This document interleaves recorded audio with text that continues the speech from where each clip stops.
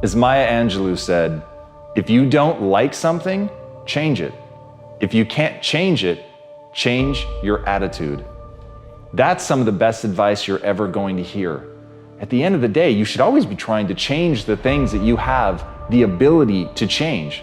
But there are inevitably going to be things that you can't change, but you're never helpless. You're never a victim. In that moment, you still have the unbelievable ability to choose to look at it in a new way, to choose to reframe it.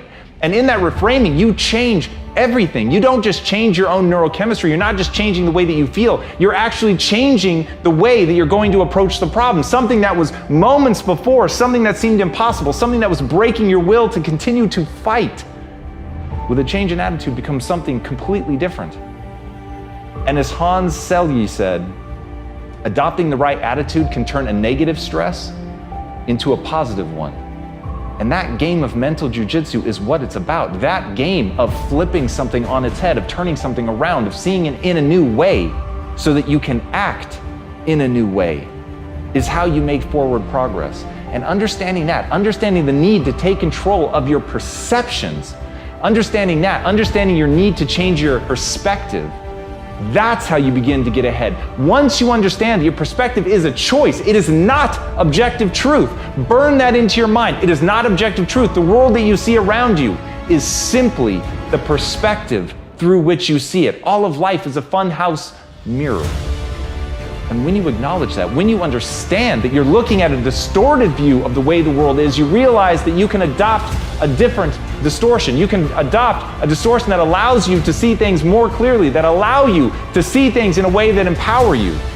And that should always be the first step, is figuring out not what is, not what you can change, but instead understanding what you need to change it to. And understanding that that change comes from inside you. It isn't a manifestation that you have to make in the outside world first. It's a change you have to make inside yourself. It is a shift of perspective. It is simply stepping to the side of what you're used to and how you're used to seeing things, and understanding that in reframing things, you take that negative and turn it into something that builds you up. But you've got to choose. You've got to decide. You've got to believe that you can do it. But once you believe that you can see things in any way that you need to reach your goals, your life will change forever, because you'll actually reach your goals.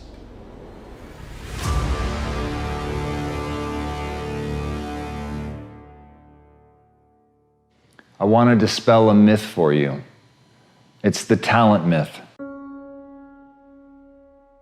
It's the belief that some people were just born with more than others, that some people are naturally gifted and some aren't, and that's just the way the cookie crumbles, and whatever you're going to be is essentially determined by how you started, that your DNA is exactly your destiny. I'm here to tell you right now, that's bullshit. It's just not true. It's not the truth of the way that humans are designed. As a species, we're the ultimate adaptation machine. The very thing that puts us at the top of the pyramid is our ability to adapt. It is the fact that the brain is plastic, that it responds to change, it responds to stressors, it responds to repetition. And repetition is a slave to obsession. As Conor McGregor said, there's no talent here. This is hard work. This is an obsession. You could be anyone if you put in the time. That's one of the greatest athletes of our time telling you that he's not the result of genetics. He's not the result of natural gifts. He hasn't been bestowed something by God. He has shown up day after day in the most mundane of conditions. On the cold days, on the hot days, he put in the work because he was obsessed with what he could become. And that repetition that you need to actually gain a skill follows that obsession. So in you right now, today, you want to start building that obsession. You want to look at it like an ember that can become a raging fire, but it needs your time and attention. It needs your time and attention. You've got to take that interest. You've got to take that spark of desire and you've got to fan the flames. You've got to turn it into that obsession. And from that obsession, if you put in the work, if you do the things day in and day out, the backbreaking work, pushing through the pain, fighting through feeling like an idiot, fighting through embarrassment, getting up, brushing yourself off, doing it again, practicing, putting yourself at somebody's feet and asking, what could I have done better? Not look at the things that you're doing well, but look at the things that you're doing wrong. Look at the things that you're doing poorly, staring at your inadequacies with no loss of pride. Because the only thing you value in yourself is your willingness to do that, your willingness to work your ass off. And as Sylvester Stallone said, I'm not the richest, smartest, or most talented person in the world, but I succeed because I keep going and going and going. And that's the secret. There's nothing more than that. The people that you see that win at the highest level, they were the ones that didn't give up. They're the survivors.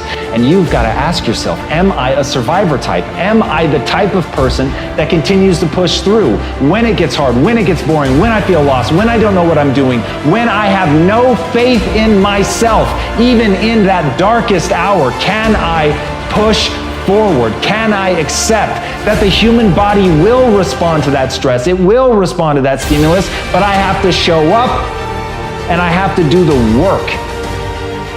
And so that's the beautiful thing. You're not going to separate yourself based on your genetics. You're not going to separate yourself based on who your parents were or where you were born.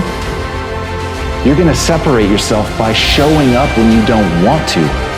You're going to separate yourself by pushing forward when it hurts. You're going to separate yourself by always moving forward, even when the forward is falling on your face. So never lose sight of that. It's the person that keeps going that can't be defeated.